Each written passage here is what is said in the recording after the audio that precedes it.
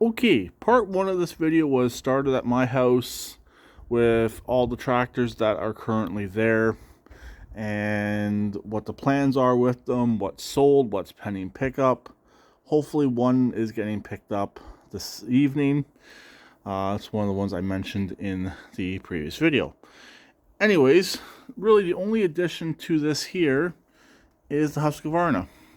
I mentioned in the previous video I had some issues getting the Husqvarna over here, and I did. Unfortunately, when I got here, I hit the driveway a little bit too hard at the snowbank, and it decided to throw the belt. Usually when they throw a belt, it's not too big of a deal. You can usually get the belt back on, but no, it decided to wrap the belt between the PTO clutch and the drive pulley. So it's currently stuck. The only way to get it out is to release the PTO clutch and pull the belt out. So that will be done at a later date, not right now. That's the Craftsman for parts for the Poulan Pro. The engine and transaxle are both going in the Poulan Pro from that machine right there.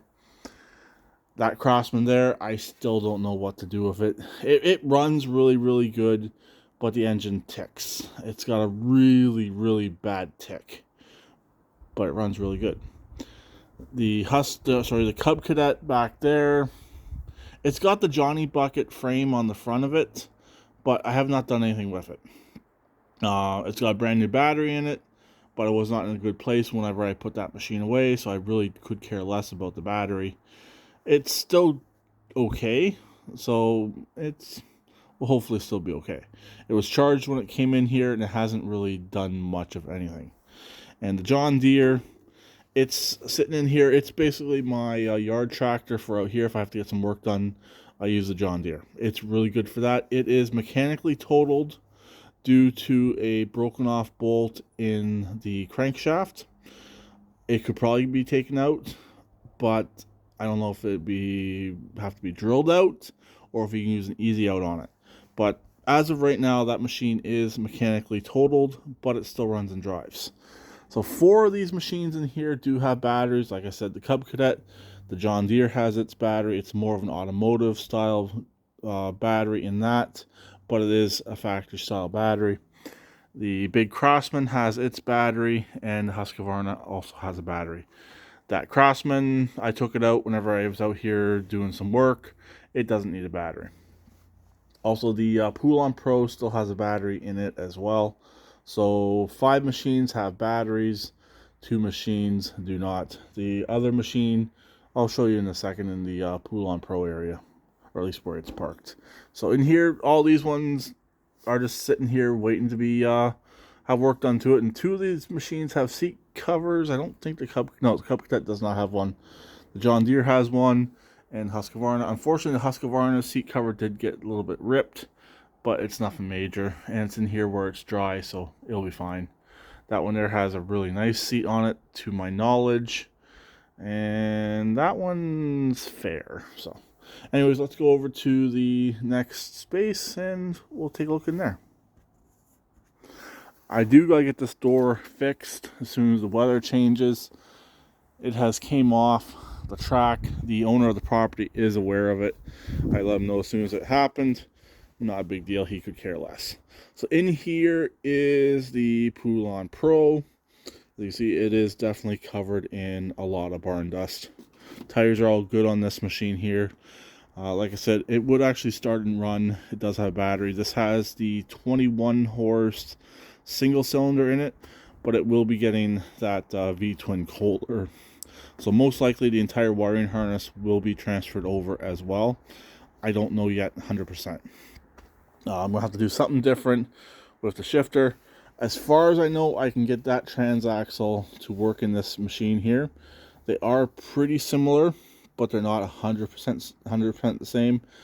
I think the other one, the Craftsman, is a little bit older than this Poulan, so that's might be a little bit of issues there. I know obviously the engine will work. The engine will work in anything, but it's just that transaxle. I know they changed a few things around on some of the transaxles, because I know you cannot put a later transaxle in an older machine, but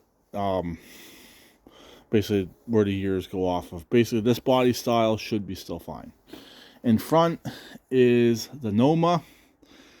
I really don't know what I'm doing with that machine. That machine, it's got a decent engine, but the charging system's bad. I don't know if it's just a voltage regulator, excuse me, or if it's just the actual stator itself. It drove here. It did drive in. I yanked the battery, so I don't trust the electrical system on that one, definitely. That one definitely does not get a battery left in it, or it doesn't get a battery left connected. It was free, so I'm not into it for anything. I just did a little bit of work for a guy, and he gave me the tractor in return. All I had to do on the tractor was the Kubota. Just had to do a little bit of work on the Kubota, and he gave me that one in return, so that didn't really bother me either way. I drove it home. I got it running a little bit better after driving it home, and I drove it over here, and it's been sitting in here for a while. So it needs a couple idler pulleys as well. It needs a few other minor things done to it to make it perfect. But being a Noma, the era of plastic, the plastic is bad on it. Also, it does have a cracked frame up front.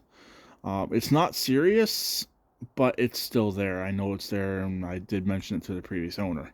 So it could be put back together to be working. It would be worth a few $100. Is it worth it? If I have to put a stator in it, no. If I don't have to put a stator in it, yeah, it's worth it. So I know the PTO clutch still works on it. Everything does still work on it, including the fuel gauge. So it's just a matter of, do I want to fix that or not? Or do I want to pull the engine out and get rid of the rest of it? Also, the engine is not the standard Kohler. It has a little bit different oil filter than most Kohlers have. I can't get into it to show you, but it's a little bit different from your average Kohler. So that's a few other things to think about. So anyways, that's a quick update on everything here. Nothing's going anywhere with all of these machines except for maybe the Silver Craftsman. I might put it up for sale in the spring. $100 takes it, sort of thing. But I do have a snowblower for it, and the plan was to try and get the snowblower on it, but I really don't know yet. But anyways, that's it for these ones, and that pretty much concludes the tractor update. I am still getting more tractors soon, but I'll show you the weather. This is what we have for weather, snow, and it's very heavy snow. So, and it's no different at my house, so that's what we're dealing with. So, I'll talk to them later. Please keep it redneck like always, and please subscribe and comment.